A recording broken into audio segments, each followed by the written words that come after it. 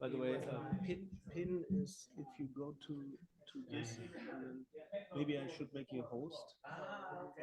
Well, I can pin. You can? Yeah.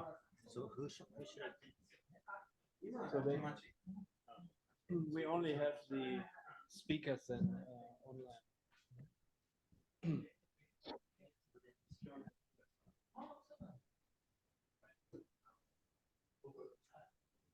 Hi. All right. Good. So, hello, Jason and Norah. Hi. How are you doing? Good, thanks. Akira-san, come on stage. Yeah, we have a small audience. Can you hear us? And yes. we just need to push the button here.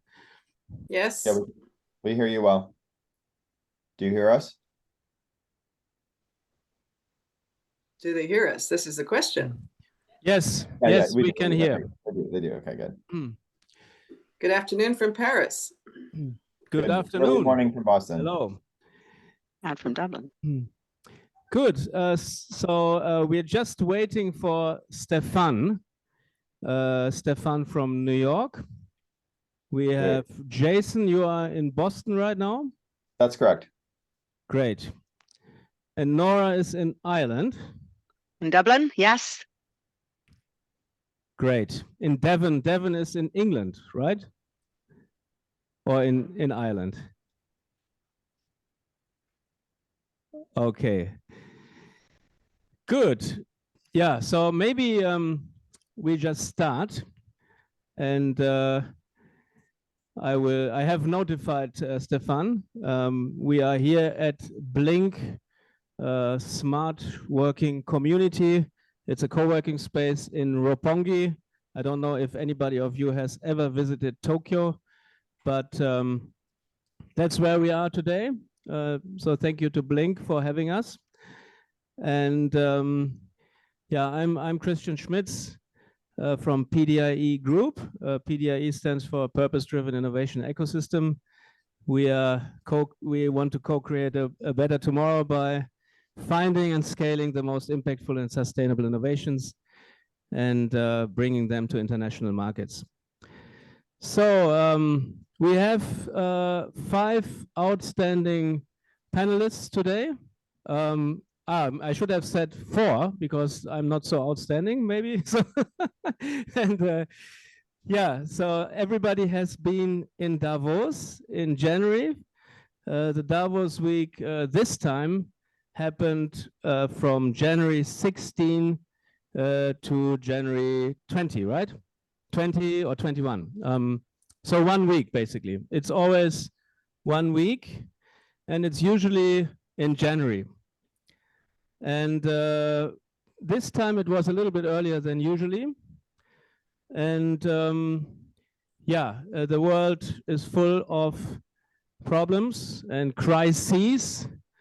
So I don't know if anybody has listened to the opening speech of the founder, Klaus Schwab.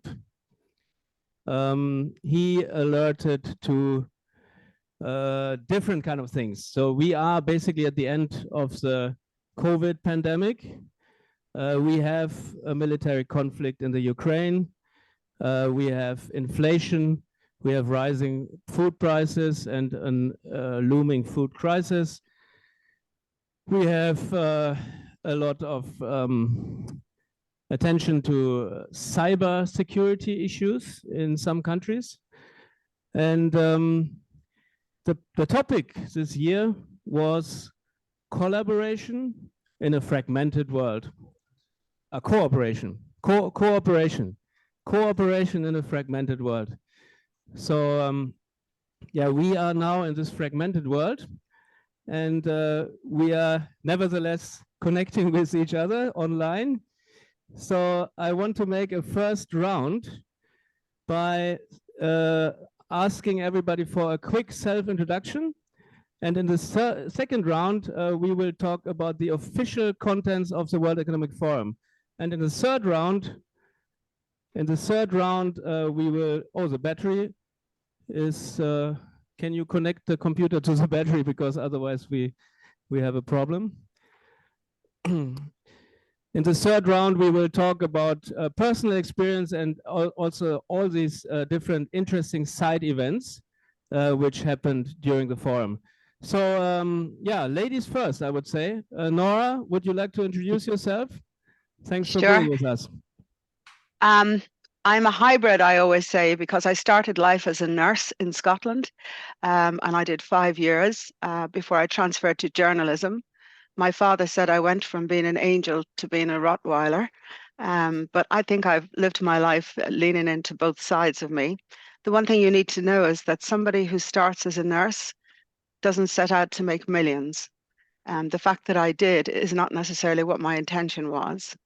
I was a CEO by 30. Recently, I did a podcast on the worst boss you ever had, and I nominated myself because all of the great things that I used to do as a journalist, a reporter, news editor, editorial director, I was none of those things when I became a CEO.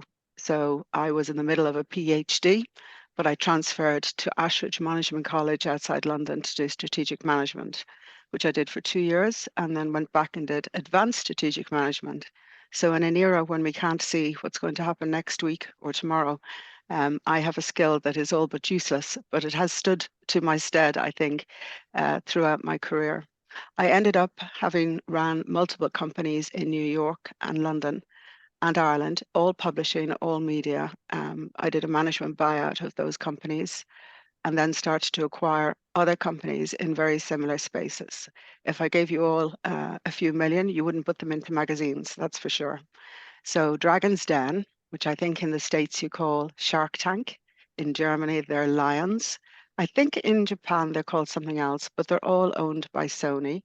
And they basically involve 5 people sitting grumpily in an armchair with their arms folded, listening to various pitches and deciding which ones they will go with. Most of my investments, I'll be very honest, I would have had more fun if I put my money down the toilet and flushed the Shane. I did get 2 that were great, which I've kept, but I learned a very valuable lesson. Dragon's Den is all about the idea, the magic of revealing behind the black curtain what it is they're going to pitch. It's really the person. So I've lived the latter part of my life understanding that if I find the person, I can work with them on great ideas. I still have lots of investments, which I'm pretty close to, but I spend most of my life doing films and documentaries, and other people run the companies for me. I'll tell you more about my Davos experience when you come to that question. Thanks, Christian. Fantastic. We're so happy to have you here. And really, it's about people, right? So we are in Japan, and so I would like to give the microphone to Akira-san, who is also a veteran at the World Economic Forum. So he can maybe explain himself. Okay, I thought I was listed the number in the last, so I was just not expecting.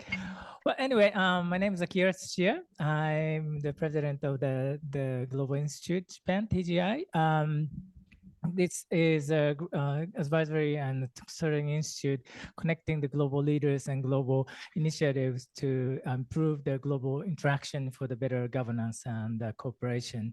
But most importantly, for this particular session for me, actually, my background is actually, this is my 18th Davos, and half of my life of Davos was actually inside of the World Economic Forum. I was the 2005, I joined the World Economic Forum Geneva headquarters as a first Japanese national working at the forum. And in 2009, we opened the Tokyo office of the World Economic Forum, and I became the chief executive until 2016. So half of my, like 11 years, I was inside of the World Economic Forum running the show, and I did Davos sort of more of the sort of producer side of the World Economic Forum. Then after that, I became independent, running my company. And this group now is a consumer of the World Economic Forum and connecting the global CEOs and leaders with the Japanese CEOs and leaders. So that's what I was doing. But background of my sort of research or the sort of interest of my the World Economic Forum itself, as well as interest to the global agenda, stems from the fact that I'm more of the coming from more public sector side. I after graduating the Japanese university, I worked for the Japanese national diet a little bit and did some of the think tank work for the public policy and the global agenda.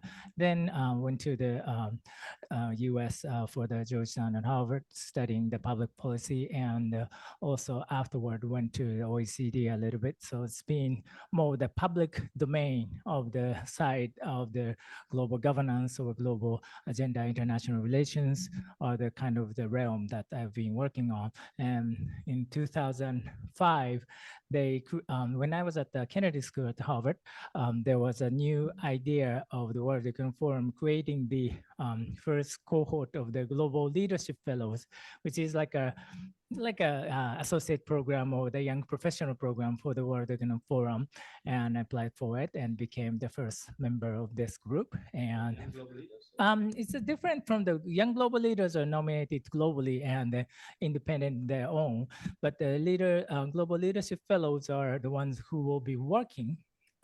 Once elected, you'll be working at the World Economic Forum headquarters at that time, and for 3 years. And after completing this 3 year, you get the executive masters in global leadership and things. But some people stay on and working for the forum. And when I joined the forum, actually, now we have the World Economic Forum itself have about 700 staff member internal. When I joined the forum in 2005, it's about somewhere like 170 to 200 when including additional sort of fellow cohort. That was like a small office in Geneva headquarters only. There's no New York office, Beijing office, and Tokyo. So after that, New York, Beijing, and Tokyo office. Now, then Californian office, and then now having many affiliated offices in Mumbai and in other places. But that's something I can talk about later on the sort of history and the history of the World Economic Forum, as well as the history of the Davos annual meeting, which started in 1971. But I think we can do it. Yeah. What was a trigger for you to join in 2005? How did you learn about the World Economic Forum? Oh. Yeah, well, the first I got to know about, well, when you ask the Japanese people, World Economic Forum doesn't ring the bell. But when you say Davos, maybe some people may know it. But still, at that time, it was not that well known. But one of my professor, undergrad and grad school dissertation advisor was Heizo Takenaka-san, Takenaka Heizo. He was my professor, and when he went to the Davos in like first time in 90s, he was just excited in talking about that story. So I kind of remember there was a kind of group doing this gathering, but it was only I got to know after I joined the OECD that the World Economic Forum was in fact not the event organization or symposium itself, but the group itself is an international organization. Now it's even recognized by the Swiss government. So it is a group of, you can say Sekai Keidanren in Japanese, World Business Federation type, like funded by the business group.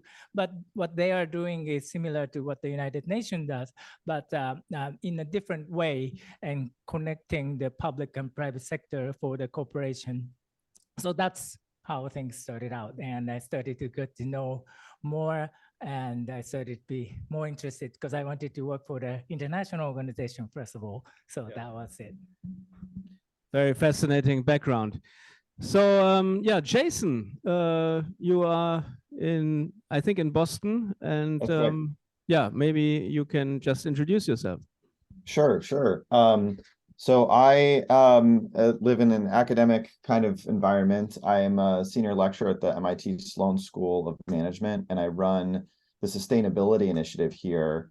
I came to this work having been in organizational development, leadership development consulting prior to doing a PhD in organizational behavior, and then since 2010 have been leading and building this sustainability initiative. And so we offer courses and programs to master's and executive level students around sustainable business. These days, we're doing a lot of custom executive education for professional services firms. So as the capital markets have asked companies to strengthen on ESG, companies are going to consulting firms for help, and then those consulting firms are saying, hey, wait, we need to staff up on this, and so they're coming to us. So that's given me a really interesting vantage point on sort of the emerging, sort of world in the ESG and corporate sustainability landscape. And then I do a lot of work kind of at the intersection between family enterprise and family offices, private wealth management, and this terrain of sustainability.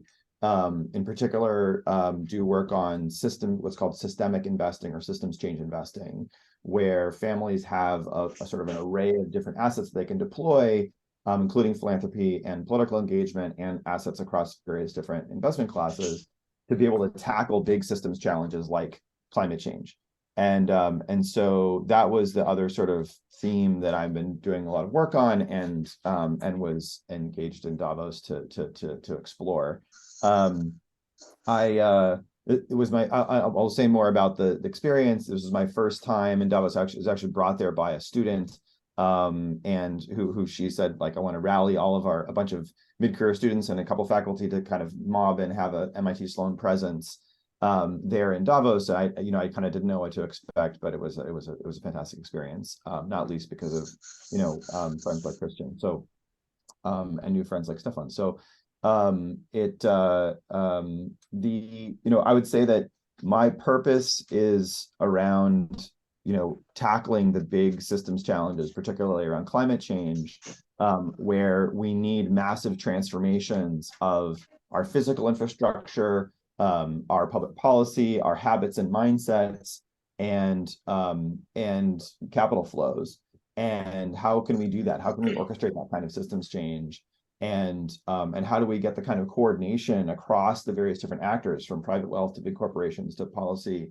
And the World Economic Forum was sort of a meeting place for a lot of those different constituencies, which is what brought me to Davos this year. Thanks very much. And last but not least, we have Stephan Nicoleau. He just entered the session. It's still early also in New York. Good morning. Good morning, Stephan. How are you doing today? Christian. Yes, very well. Very well. Good to be here. And thanks for inviting me for this. Yeah, just briefly introduce yourself. You have been already on the same, not the same, but similar session last year when Davos happened in May. In June, right. we did the session. Yeah. Hey, how are you? Fine, and you? Is there anybody who has not muted the mic? Please mute your mics in the background. Stephan. Sure. Good morning again. Thanks. Good morning. Good morning. Thank you. So, hi everyone. My name is Stephan Nicoleau. Primarily, I wear three hats. I was interested in the introduction you gave, Christian, around some of the poly crises that were the topics at WEF. The big one I think you missed is climate. And I spend most of my time working on climate change and thinking about the most efficacious route to a low carbon economy. I wear three hats in service of that work. I am the general partner at a fund called FullCycle. So we're investors in climate tech companies that are at an inflection point and at the nearest positioning to commercialization of their technologies. So past technical validation, past pilot phase, and really starting to deploy capital into companies that have the capacity to do a lot of work in a short period of time. And we commit to building their real assets, the expressions of their infrastructure in the world, of their technology in the world that take the place of infrastructure. I also sit on the board of Project Drawdown, if some of you may know it. So this is an organization that is much broader than, looks much broadly, more broadly than that which is investable, and looks at the subset and the suite of solutions that are policies, practices, technologies that are perhaps too early to invest in, but are critical for facing a destabilizing climate. And I play a role in places like WEF, actually, where we think kind of interstitially between the policy makers, the investors, the innovators, and think around the kind of roadmap, as it were, for us to effectuate a low carbon transition. So, in thinking about the intersections of climate and conflict, and climate and food insecurity, climate and migration, these are big issues that take place at the WEF, where it's important to understand the intersectionality of these issues. So, one thing I think we can talk about later is kind of the reality of polycrises, is that it gives us an opportunity for poly solutions. I'd love to get into that conversation with us all here today. Great, and with that, we have now, first of all, finalized. Actually, I haven't introduced myself, so maybe some people might know me already. So I'm basically the founder of the PDIE group, Purpose-Driven Innovation Ecosystem. I'm also an entrepreneur. I have built several companies, and with the PDIE group, especially, we also work on mainly on climate, biodiversity issues. We have a collaboration with the Earthshot Prize, Prince William's initiative to fix the planet by innovation, and we have been quite successful in the first 2 years by being now the #1 nominator with 4 finalists and 2 winners. And actually, we have some nice news already from this round in 2023. We have 4 of our nominations which we know of that are already in the next screening round, which looks quite promising also for this year.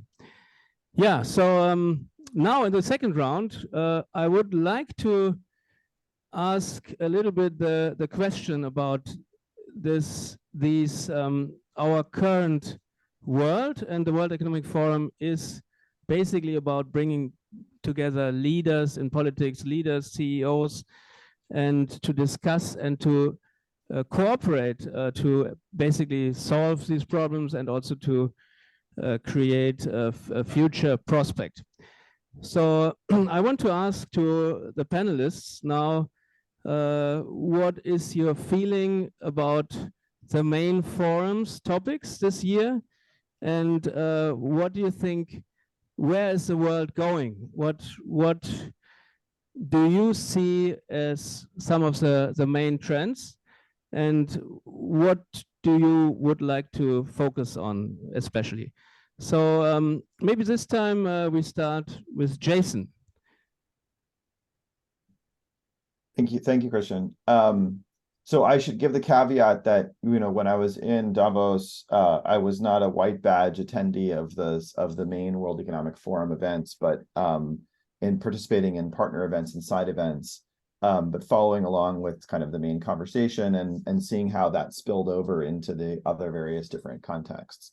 My observation, I guess, is that the theme of, as you mentioned, of the WEF this year, which is around cooperation in a fragmented world, actually to me captured very elegantly sort of my gestalt of what I was hearing, which is that in order to tackle the big challenges, the big kind of epochal generational challenges like climate change, requires cooperation. It requires international cooperation. You can't decarbonize global value chains without all the players at the table, and yet we're in this moment where there's a lot of constricting from that global context of conversation.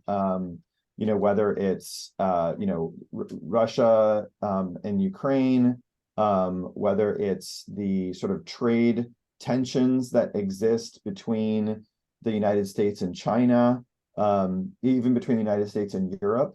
There's a way in which we can pursue climate solutions together, or we can pursue them independently. And if we look, for example, at the Biden administration and what's happening here, and the recent passage of the Inflation Reduction Act here in the United States and the CHIPS Act, which are 2 sort of major moves of industrial policy, it's essentially saying, yes, America is going to propel itself into the clean energy economy, but we're going to try to reshore those jobs as much as possible. We're going to try to rebuild American manufacturing.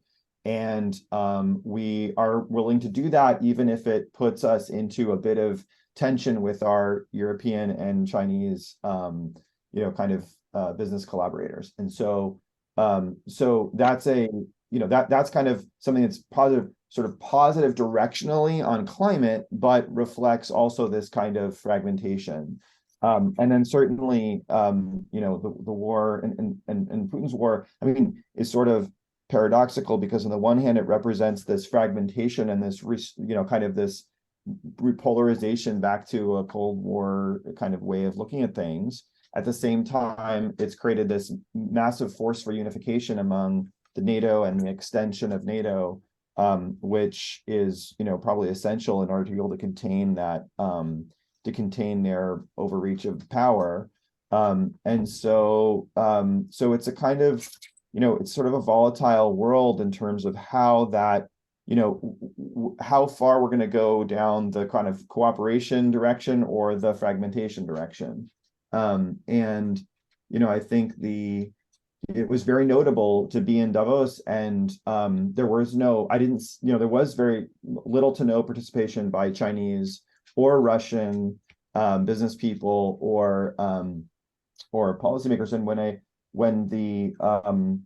when I spoke to people who are repeat attendees of Davos, since I was a newbie, and I said, well, tell me what's different this year compared to previous years, one of the things that kept coming up was, usually this is a place where Russian, Chinese, and Americans are kind of intermingling, and this year, two of those constituencies are not there. So, so that was striking. That's very interesting. I met a few. I think I didn't meet any Russian people, but at least some Chinese people. Yeah. So maybe next there is somebody in the background who has not muted the microphone. Could you, everybody who's not speaking, mute the microphone, please? So. Yeah, so I would like to give then next to Norah, just a little bit of an outlook for 2023 and what you think about the main topics of the forum.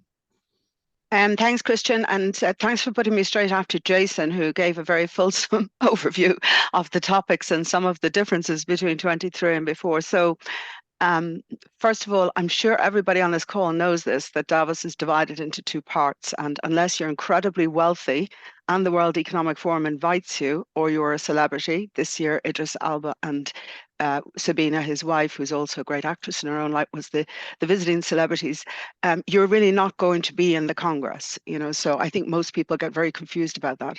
What really surprised me about Davos is how much fantastic stuff is going on the fringe and on various panels and on things that coincide with it.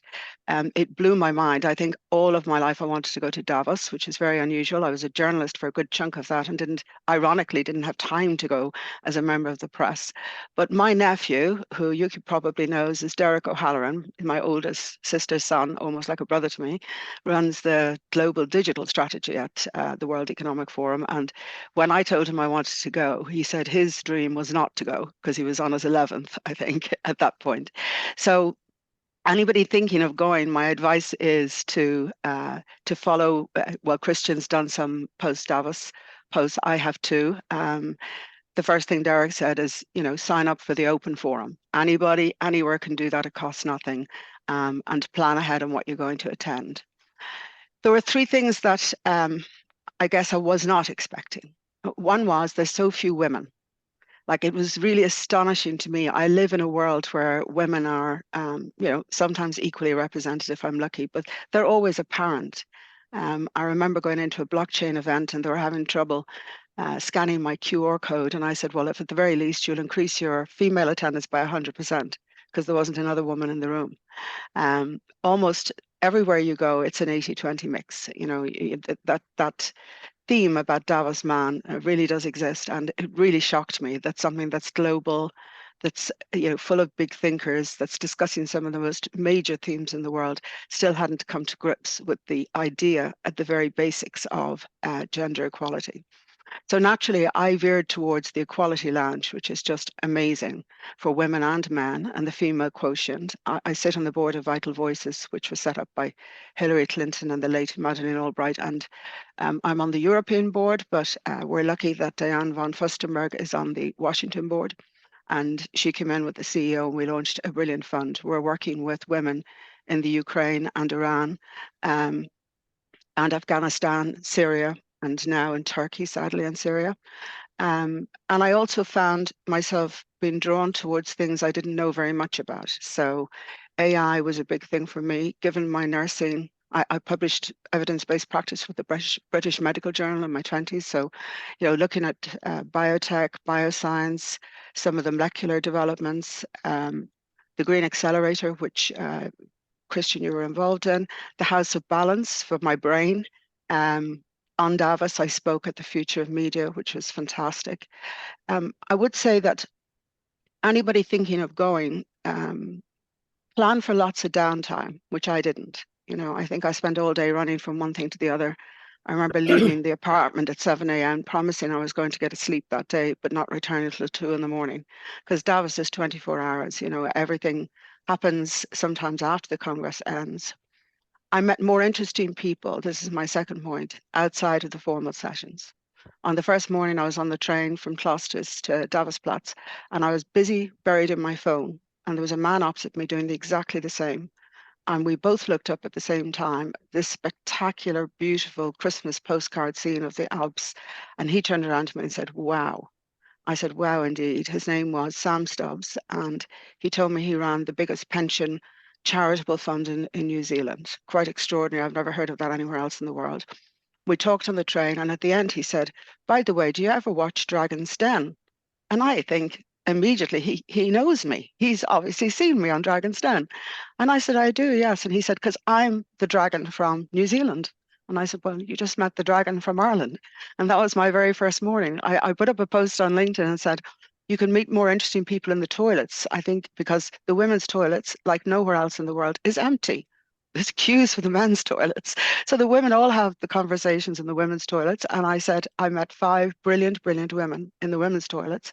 And one of them put a post underneath the LinkedIn post and said, yes, and I'm one of them. So she was verifying my story. The last point I would make, of course, it's a brain stretch. It's quite possibly the biggest brain stretch of my life to date, and I've been at quite a few things. It's also fantastic fun. You make amazing connections, but you have to get used to the language barrier. And I don't mean the language barrier in terms of people speaking different languages. People who go to Davos almost adopt a speaking style that's impenetrable. They find fancy words to say things that are plain. I work in broadcasting, so of course we wouldn't get away with 15 sentences for, explaining something in simple terms. But almost every session you go to, there'll be somebody on the panel or somebody you meet who wants to be complicated in their language. And I don't know if that's a part and parcel of people who get to be very intelligent and very global in their thinking, but it's not accessible.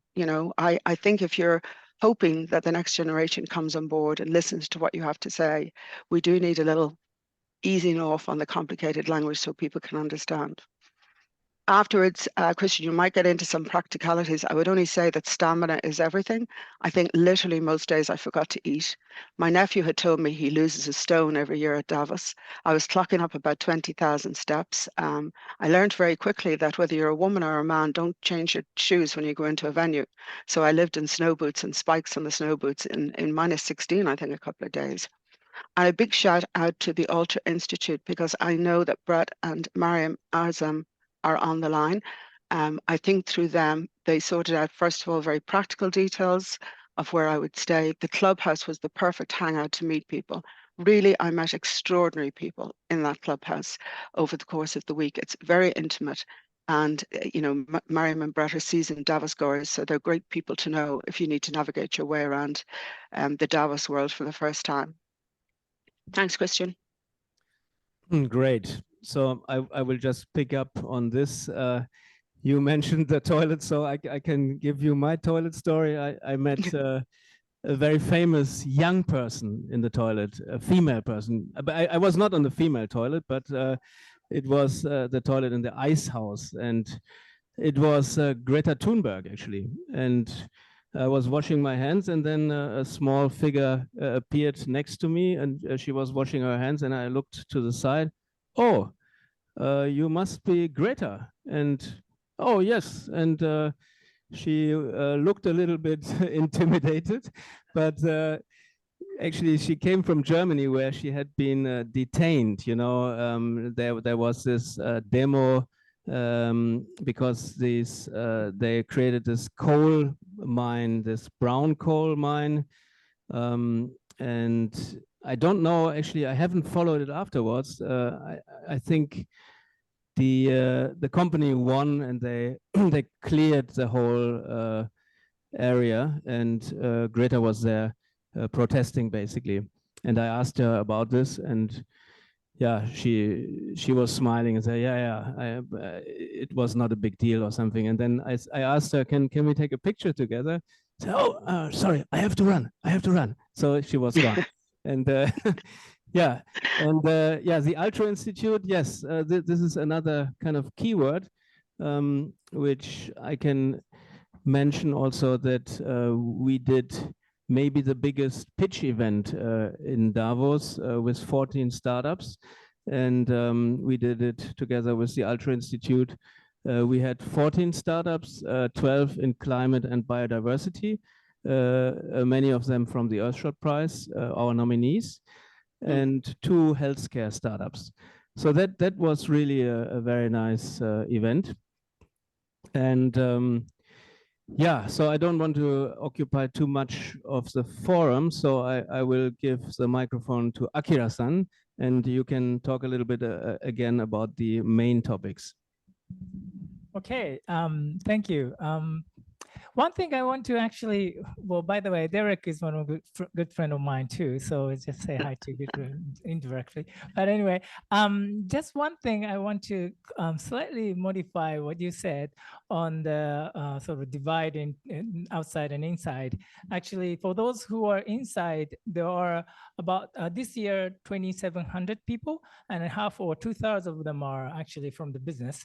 And from the business sector people, in order to join the forum, actually, it is not the money, and as long it's not the money that be the sort of ticket to be invited to, because it is expensive, but they only pick top 1,000 company around the world, and the size divided into the different region as well as the different industries. So in each industry as well as each regions are represented. The representation 1,000 biggest company is the sort of foundation of this group. And for those who would be able to participate is actually the CEO plus maybe some, if it's the biggest companies, then maybe the second and third in a row and the fifth people from one company. But generally, it is a representation of the global 1,000 company around the world. Then plus some global innovator, the technology pioneer, which is a group of the people who are technology, like new technology holders, and global innovators, which is like a unicorn companies community, and young global leaders, business sector side of the selected young leaders. So those are picked by like similar to Earthshot Prize and similarly, but in a different segmentation. So there are lots of, you know, Middle Eastern or the wealthy people who wants to join, but it's not actually the wealth that makes it possible to join, but the size or the representativeness of each different segmentation that makes people to be invited to into. And then they finance the rest of the event for including the sort of finance of the public sector participation. That's how the silo of this organization is really created. So just to clarify a little bit. But coming back to the topic of the inside, just one thing is I want to emphasize is that actually many people who join the annual meeting itself for 1 week will not be able to watch many sessions, even if you are inside. So many people will only get a partial understanding of what was discussed. But if you go to the World Economic Forum website, you have most of the sessions, main sessions are all public goods, so that still broadcasted and webcasted. So you can go into the World Economic Forum website and going, now I think you have to go under the events and the annual meeting 2023. But if you go there, you can see most of the major sessions. There are about 400 sessions, including the private session, and 200, of those 400, about 250 sessions are the ones that what they call the public sessions, which is like a publicly open. And of those, some of the discussion sessions are probably not recorded, but the rest are all recorded. So if you watch, this is what I do actually, because during the week of the Davos, I've been also what the rest of the panel said, running around the different event to the different event, and networking and connecting people, and then so gaining the knowledge of some of the specific topic of the session. But what I do actually the week after Davos is just spend my entire week watching all the different videos of those discussions, starting from the opening sort of special address all the way down to the different special topic event. And what I found this year is that a general tone, first of all, is of course inflation and IRA and all this. So economic recovery is one discussion, and secondary, of course, war in Ukrainian and sort of ripple effect of the war, and the energy and the environment. That's the sort of major part of the discussion. But additionally, and as some of the panelists mentioned, actually the AI conversation really galvanized throughout the different conversation too. And this is partially because GPT was just released 2 months ago. Then everybody was so excited about. So there are lots of sessions talking about that, and also the direction how the AI will affect each different sort of segmentation of the discussion of sustainability, environment, war, cybersecurity, whatnot, and all this global conversation, and also even including, of course, work, job, and some of those, day-to-day discussion of the global agenda. So that was the case. But so if I compare with previous years, I think AI conversation was one of the most standing out part. Although, of course, fourth industrial revolutions and all these things were already there from previous years, and the environment and others are there. But I would say probably the matter of the AI is probably most prominent compared with what was before, let's say. Yeah, definitely. AI is a very important topic, and actually we have also now appointed an AI ambassador at MIT for PDIE group. Yeah, I think Jason has met him already. Yeah, then last but not least, again, Stephan, give your impressions about the main topics at the World Economic Forum and your aspirations and hopes for 2023. Sure. Thank you. I mean, a lot's been said that I very much agree with, and so I think I'll be short here. I think, so this is my 5th time at the World Economic Forum. And, after 5 years, even with the kind of half economic forum we had in May, you kind of learn the routes of kind of navigating in between the Congress Center and the outside events. And honestly, the better content or the richer content is oftentimes outside of Congress Center. So good on you for those of you who kind of stayed in the hotel zones and engaging with that content there. One thing to your story, Christian, is, an observation I usually have is because it's not the easiest place to get to, Davos. You either have to fly into Zurich, take a train, take a car, or you've got to fly to a nearby airport. Everyone who's there is there intentionally and is in some way important for the work that they might be doing or for the cause that they're effectuating. And so there's a level of kind of democratization of access right? Everyone's someone, and so no one's anyone. And so you can actually start to have really interesting and substantive conversations on the train on the way into Davos, for example. And so that's always a pleasant surprise of where you connect with folks and how you meet them and what that could look like.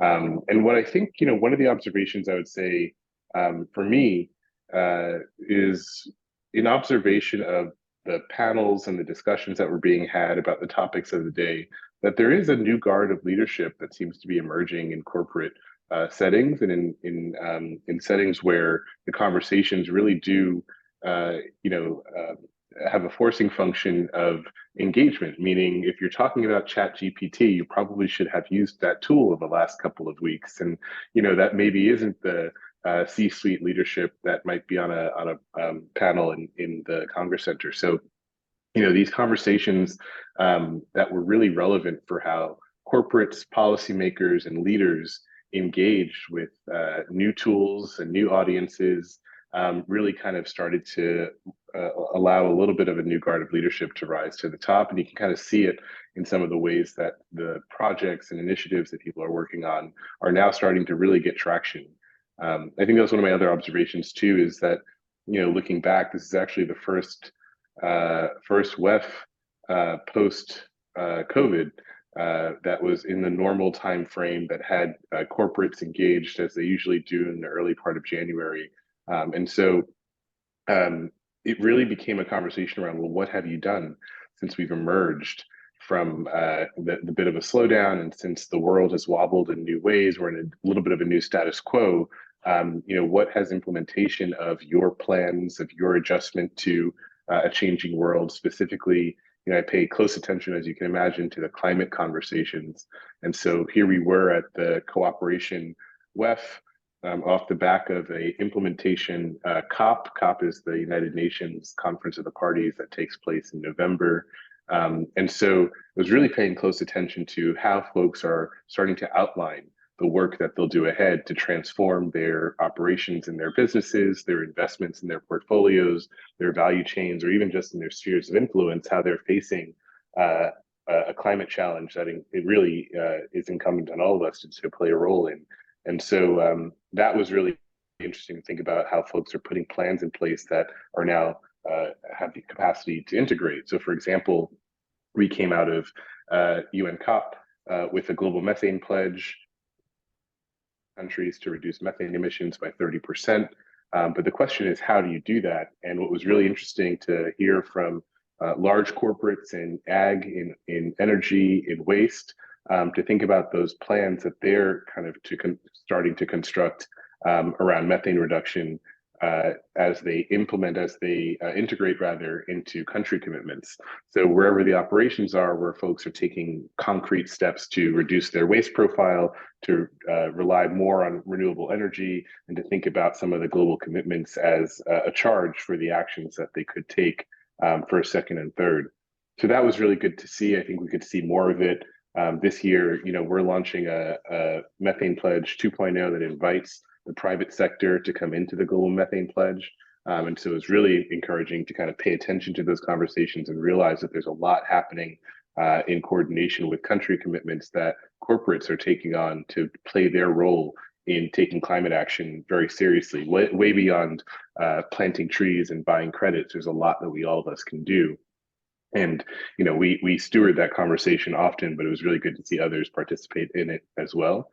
And then just one thing on kind of, the ChatGPT AI conversation. It was really interesting to see kind of who was paying attention to this tool, right? So this was even, this is 3 weeks ago now, and it was before, some competitors have launched their betas, and before kind of the broader implications of the tool were kind of understood by more people, before 100 million users were reached. I'm sure they're at 150, 200 million users already. Here's something that has clearly changed the zeitgeist and is clearly changing the prospects of what technology can do for us in our everyday lives. It's very clear that it will change how we think about education, how we think about jobs, and how we think about value creation. But it was interesting that it was too early in the kind of growth of this thing that would allow us to have kind of more substantive conversations around maybe some of the uncomfortable topics that emerge when you think about the power of this very accessible tool for many people, right? So I asked a question in a session with a few folks. When are we going to have a conversation around taxing ChatGPT, right? So how are we going to start to think about the value creation as something that then becomes taxable, since it's creating so much value in our economy? And it was like crickets, right? No one had an answer to that question. And so, the WEF in many ways, I think, is a place where we convene to talk about important topics. I think in many ways it is sometimes inflexible in its ability to embrace something that's sharp and new and has big implications, but maybe hasn't reached the folio of C-suite folks that can prepare talking points to engage with those topics. So those conversations are more interesting outside of the Congress Center. And I think we did get to get some interesting tidbits around ChatGPT and its implications on those panels as well. Great. Yeah, we have also been discussing last year that for AI, country governments should also have this in their constitutions in the future, how to integrate AI and also how to code a kind of a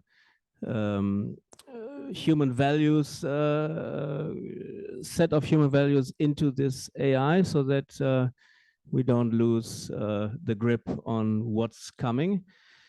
So yeah, that we are actually already quite far in the time. So I would just make a last round where we just try to give some positive aspirations for the future, because that's, I mean, we at PDIE Group, we are always about really creating the future. So we don't only listen to people who talk. We also talk sometimes, but we are about doing things and about taking action. So maybe we can just make a quick round and say, each of us can say what kind of actions we will take this year in order to co-create a better world. We start with Norah. I knew I'd get the hard one. I can tell you 3 things that I got from Davos that have changed my world. So you've just been talking about ChatGPT. I don't think I had paid attention to that, and it just terrified me when I signed up. I come from a family of professors who've been talking about it for months and trying to deal with it in real life situations in their classes. And, the mic, can you put the mic to your mouth? Oh yeah, sorry. Can you hear me? Yeah, now it's better. Yeah, sorry, I threw it up when I turned it off. Yeah, I was talking about ChatGPT and how much it terrified me and excited me. But I think the main thing, I come from, the world of writing. I write books, I write screenplays, I write, documentaries, films, I write for magazines. And here was, I literally was putting in, write an article on Davos, and 1,500 words came up. That was perfect. It may have been lacking in creativity. And then I said, write a 1,000-word article on Norah Casey. And up came an article about Norah Casey written in about 10 minutes time. Now, they got quite a few facts wrong, which really pleased me, ironically. But I'm paying attention to that, because that could, I know in the education world, it's huge. We heard from a wonderful woman, Stephanie, about an AI she's using in schools and socially deprived areas, but it blew my mind. And I've done at least 3 Zoom calls in that area. The second one that that really made me sit up is, we had a couple of people there who represent a company, Version, and they're actually working on molecular science. I'm not going to do it justice, but basically stopping the aging of your organs through the new technology of creating molecular tablets and molecular medicine. So literally, instead of putting all of this face cream that us women put in our face, hoping to stay young, he's working on, Version are working on a number of different patents, one of which will slow down the aging of your organs, not to keep you alive forever, but obviously to keep you fit and healthy for as long as possible in your life. And I've done 2 calls with them. So, I know these things are staying in my mind. I won't let them go. They were brilliant. And the last one that really blew me away was NEOM, which some of you probably got to see in Saudi Arabia. It's in northern Saudi Arabia. They're spending 500 million or billion, I think, in that area. But it's called The Line. And another thing that I just looked at and said, genius, but God, so frightening. It's 170 kilometers long. It's the height of the Eiffel Tower, and it's quite narrow, 200 meters wide. And it's going to house 170,000 people. And when you look at it, 9 million. 9 million, yes. Sorry. Oh yeah, 9 million people. So it's a long but quite narrow avenue with apartments either side, very futuristic, hospitals, healthcare, lots of schools, places where you go to work. It takes, I think, 11 minutes to go from one end to the other of the 170 kilometers. No cars, totally carbon neutral. Best of all, in that beautiful area, when you look at the landscape, you don't know anything exists because it's done to blend in with the landscape. And it just seems like a big line that just goes all the way down. 460,000 jobs, they told me, contributing 48 billion to the economy. That part of me was saying, God, that's genius. I remember seeing similar things actually in Shanghai and Beijing, but more, linear. And at the same time, I don't know if humans were meant to live like that, but it stayed in my head. I've every time somebody said, what was the most amazing thing you saw? I tell them about that, Anyway, I would just say to all of you who are thinking of going, please do take a seat at the table. Sometimes it's tempting to sort of sit on the outside and throw stones, but actually taking a seat at the table is incredible. It's so important. I learned so much there, and I think I will never not go again. Interestingly, Derek had said to me, the first year people sometimes come for a day or two, but the second year they come for 3 days. I stayed the 6-7 days, and it's really worth it to stay there, all the way through the week and get the benefit of everything there. And there is something to be said about the lovely clean air in the Swiss Alps. It really does take you far removed from your inbox. It gets you up literally on the mountain and outside the valley of your everyday life. And it makes you, there's like a dome over Davos that says, everyone talk to everyone else, because as the train is leaving Davos, people don't talk to you anymore. But when you're in Davos, everyone, no matter where you are, somebody will turn around and say, where are you from? Is this your first year? You talk to everybody. Yeah, that's really amazing. So everybody you meet, you talk to them, and everybody's friendly, and it's really a great experience. The only, one thing which it's very difficult with accommodation. It's very expensive, and you have to be lucky. You have to know somebody who knows somebody, or some people actually. Actually, there was a person who said they want to make a photo book of people, how they sleep in Davos. Actually, the last night I was invited by Harald Neidhardt. He's a famous guy who has Future.io, and he had a very big apartment. And there were, I think, about 8 people. And in the living room, we were sleeping with 2 people. There was another room where and also in the corridor, somebody was sleeping. In the morning when I got up, I stumbled upon him. So, but the rest of the time we had a whole house for ourselves, which I'm supposed to keep a secret because we want to use it next year again. So, yeah, one of the actions, or 2 of the actions which we take this year, one is the Kenya summit we do with the 4 Refs movement, 4 revolutions, and we are bringing 500 leaders in Kenya together. And then we have the road to COP28, and in COP28 we have a venue where we can curate a fantastic event. And I have another venue in the green zone, actually, with the Future Food Institute, which we can also curate another event which is about food and climate. So these are some activities for this year, and I pass the baton to Stephan. Okay, so a message of hope. So I think one thing that came up a lot in my panels and discussions were folks kind of asking about what they could do in addition to what they're already doing to take more action for some of the big issues. Of course, climate is the one that I focus on, and I'll share here the kind of the notes that I always share in those contexts, which is There's three key actions that everyone can take, and it was interesting to see how folks embrace this in the audience. So the first is the most efficacious thing we can do for climate is to vote, right? To think about leadership as right, is the leadership that we elect as playing a key role in the commitments that we make and the actions that countries take, and indeed the discussions that we have at places like WEF that engage folks to also play their role in climate action.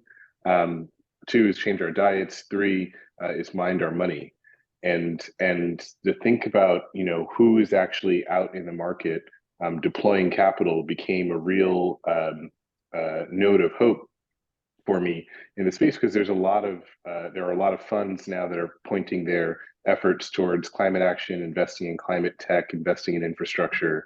When we founded FullCycle in 2018, we were the only ones on the street. We were the only ones talking about things like methane and kind of these very nerdy scientific topics that actually translated to an investment thesis that's quite differentiated.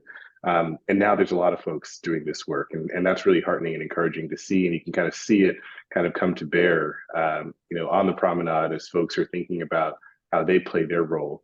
And so I'd say for folks here and for anyone who's an investor, now is the time to engage with funds that are doing this work. It's getting really exciting. As you can tell, the technology is getting interesting inflection point of moving away from more expeditiously than perhaps we thought we would, fossil fuels, and really starting to think about a low carbon transition that we can all embrace. And that was very much a topic of conversation at WEF, and I think something to be really hopeful about.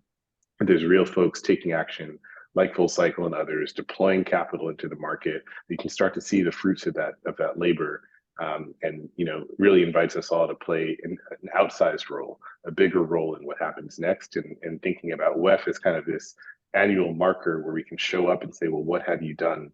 What are you doing? And how can we support and integrate our efforts together is something of a special gathering and something of a special place in Davos. Fantastic. So Jason, and then I will close with the host. We are in Japan, so the last word should be with Akira-san. After Jason, please. Sure. Well, I want to reinforce something that Norah said earlier about the role of women in Davos, and that sort of ratio, which what was striking to me was noticing that ratio in the room. But then at the end of Davos, when I went to go write down the list of the most inspiring speakers I saw in the week, the ratio was reversed. It was 8 out of 10 of them were women. The only guy on there was Stephan, actually. So you can check my LinkedIn post about this. So one of the commitments for me was to try to bring some of those women to MIT to kind of showcase their voices with our community. So that's already happening with some events that we're doing this spring. I think just to actually right out of this conversation, Stephan, I mean, the work that you're doing around methane, kind of taking a systems approach to that, very much aligns with this kind of systems change work that we're doing. And I'd love to connect with you further and see what we might be able to do on that score. Because as I said, I'm very impressed with your perspective. And then, lastly, I think what Christian said about the spirit of you can talk to anybody and you should talk to anybody and we can build those connections. I think that openness was a really incredible spirit within the context of Davos. And it's something that I just want to bring into my life more generally, right? I mean, I think I work at an elite institution at MIT. It can be very exclusive in some ways. And I think the more that we can make this conversation permeable, the more that we can extend it, the more we can engage with people, and understand that we're all in this together. Because as Stephan said, if the number one thing we can do on climate is vote, that sort of reflects the kind of collective action that's required to tackle any of these big issues. And we don't get to build that collective action without engaging with everybody that we can and building the conversation. So that it was energizing and inspiring for me, and I appreciate, Christian, you sort of carrying the torch here a little further. Great. So we have already established some new connections here. You will talk about methane, and you will also enforce your yeah, your motivation to talk to other people, which is fantastic. So Akira-san, I give you the microphone and you can make your final comment, and you can also close the session. Okay. Well, thank you very much. Well, the reason I keep coming back to Davos is exactly what you guys also talked about. And even I'm not anymore, not the forum, employee. I feel whenever at the beginning of the year I go to Davos, I feel we are together in a global village, not in a sort of a tree hugging way, but in a practical way.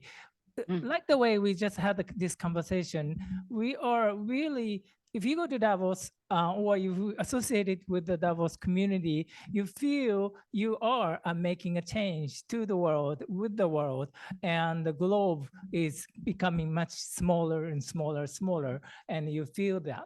And this actually this year I did the one new sort of trial to bring some of the people who are not qualified to come to Davos, but who are definitely a good person, should come to Davos. I brought those people as a sort of project to come and join this conversation and provided all these different activities and experience. And the reason I'm starting this initiative is to exactly, as you said, and also echo to some of the conversation. Inside of the Congress Center is, as I said, 400 sessions, but of those 400 sessions, half of them you can watch in the end, and it's a very public session. And then a lot of 200 session is more of the task force session for those people who are doing the annual activities. So it's not really the sort of discussion, more of the task force, how are you going to make a change with this action within this community of this different stakeholder groups and the workshop and the work task force groups. But actually, over the past 5 years, or even 7, 8 years, the outside activity got much bigger, and outside is actually the place where things are really happening. Not only the serendipitous networking action, which was already the case, outside was more important, but also the event sessions and the discussions and workshops, and those things are also started to be more happening outside of the Congress Center. And this is becoming, even the quality being much higher than before, because 7, 8 years ago, I would say outside activity was really the side event. So it's like a peripherally nice addition. But now things like the Equality House or the Goals House or those sort of, say, like a thematic driven. SDG Tent was actually funded by actually Andre Hochman, who's the Roche family person, but his father created WWF, and he himself is very interested in, but he felt the forum inside didn't have enough SDG content, so that created this SDG tent, which is actually the specific SDG discussion tent throughout the week. This another Congress Center created and having conversation only on the SDG throughout. So these are quality of their quality sessions are already happening outside. So to wrap up this session, I want to really plea to all the participants here to come and join. And if it's difficult for you to come yourself, I'm more than happy to. I'm doing this project to bring those people to come on board, and accommodation also I can support you if you need it. But anyhow, to make this village more and more open to everybody, and more and more people with like-minded people around the world to get together to make a world a better place in a practical sense. So with that, I'm very much hope to see you all in 2024, maybe. And I want to wrap up this session. Thank you. Thanks very much, everybody. We actually have to close the session because we have to leave. Yeah, this is our audience. Thank you so much for coming tonight. It's actually, it has been snowing in Tokyo, so we had a lot of cancellations today, but we are very happy that we could do it. So thank you so much. We will terminate the session and also the recording now, and hope to see you somewhere, not necessarily only in Davos, but in many other places. Thank you. Thank you so much. Thanks so much. Thank you very much from Berlin.